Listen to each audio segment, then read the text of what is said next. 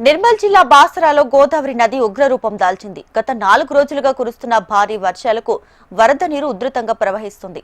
ఎగువ మహారాష్ట్రతో పాటు ఇటు తెలంగాణలో కూడా భారీ వర్షాలు పడుతుండటంతో గోదావరి నది పరవళ్లు తొక్కుతోంది. దీంతో భక్తులను స్నాన ఘట్టాల వద్దకు రావొద్దని అధికారులు హెచ్చరించారు. నది పరివాహక ప్రాంతంలో బారికేడ్లు ఏర్పాటు చేశారు.